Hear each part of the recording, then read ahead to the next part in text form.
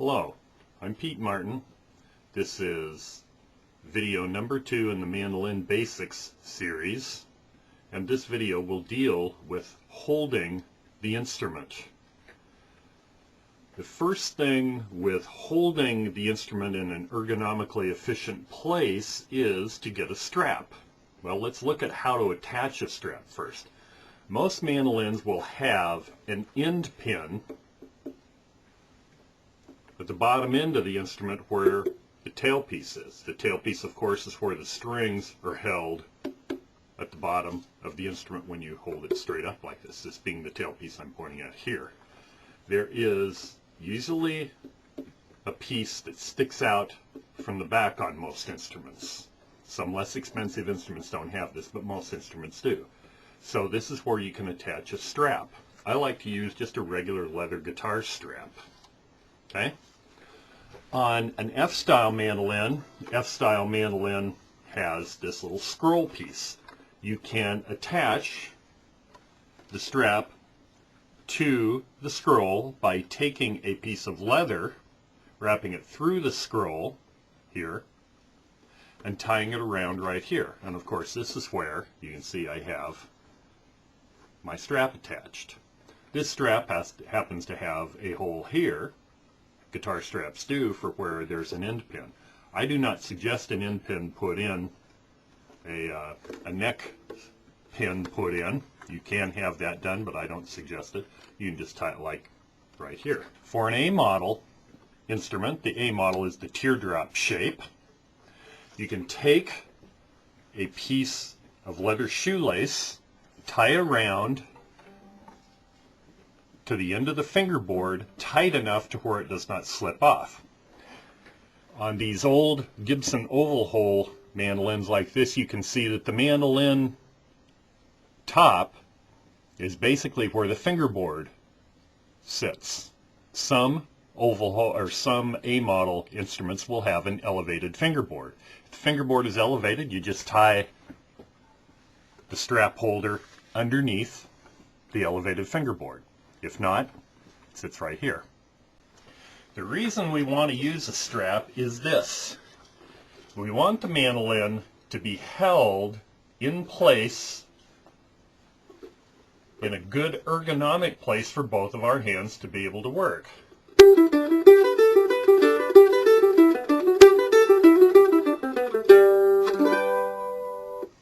Okay, let's look at what this position is. I want to set the strap to where you put it over your head and through your right shoulder. And it's going to fit just about the height that the elbows on both hands are. My elbow on my left side is right here, and notice that that's about the height of the neck. And the elbow on my right side is right here, and that's just about the point where the end pin is. Once again, this is the end pin. Okay? The reason we want it here is this way, when the mandolin hangs naturally, it hangs in the center of your body. There's a number of players that will put it over their right shoulder only, but now look where the mandolin wants to go. It wants to go way over here, and now you're having to push the mandolin constantly to your left so that it won't go like this. This really ties up the right hand much more because you're having to push that way with the right arm all the time. Okay, now I know there's a number of players that do this, and I'm sure not saying it's wrong, but I totally believe it's more ergonomic over the left shoulder because of where the mandolin naturally hangs. I have heard, who knows if this story is accurate, I'm not vouching for its accuracy, but I heard the reason Bill Monroe liked his players to wear the strap over the right shoulder instead of the left shoulder is when they would sing the gospel quartets and they would have to take the instruments off to gather around the mic to sing the quartets, so they wouldn't have to lift up their hat to take on and off the strap and show the bad hairdo that a hat leaves. So who knows whether that's true or not. I totally believe that this way, the instrument hanging down from the left side of the neck, putting the instrument through the neck and through the right arm to where the strap comes down behind you like this, is much more ergonomically efficient. Okay, let's look at what the right arm does. I want to bend the elbow, the right elbow, at 90 degrees, then simply put my hand in the picking position.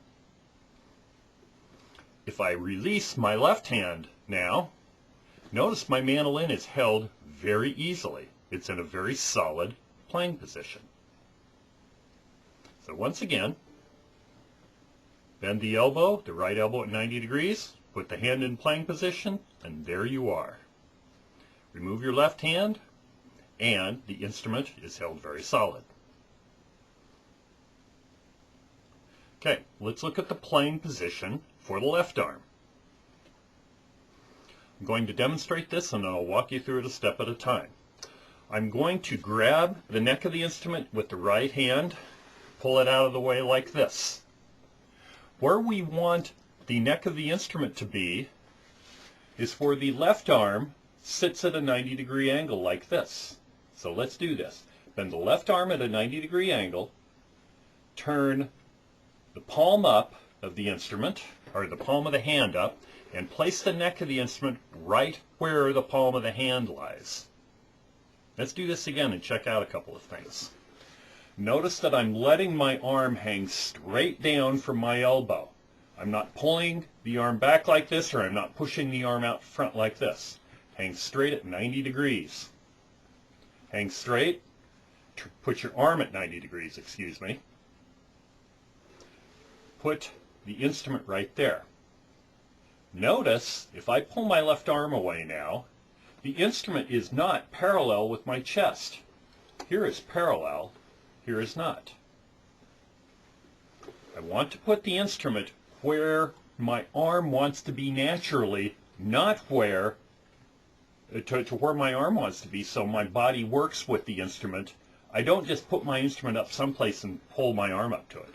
If I do that, if I put the instrument parallel with my chest and then go like this, look at how far backward my elbow is pulled that way.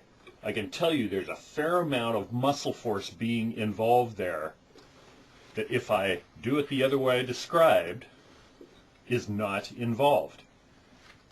That lets the whole left side be much more relaxed, and my hands are able to maneuver over the instrument much easier. This left and right hand position were basically taught to me by an ergonomics doctor, a performing arts doctor. A little on my background, I've been a professional full-time private lesson teacher for almost 30 years. In the early 90s, I had such bad tendonitis that I had to stop playing all the instruments I play for just about 3 years. Toward the end of that time, I was lucky enough to find a terrific performing arts doctor. She trained me to where I was using my hands and arms much more ergonomically efficient to where it would not injure me to play. When I told her that I taught private lessons for a living, she showed me how to teach these things to people. After she passed away, I continued to study ergonomics, and especially the way the hands and the arms and the upper body relates to playing stringed instruments. This is why I teach this, is because I feel like it's extremely ergonomically advantageous to play in this way. There's never ever one right or wrong way to do anything. I want to stress that. You'll see too many good players do too many different things. But I think for the high percentage of people, these ergonomically more advantageous positions really do benefit players in the long run, by meaning you're using less muscle force to get the job done.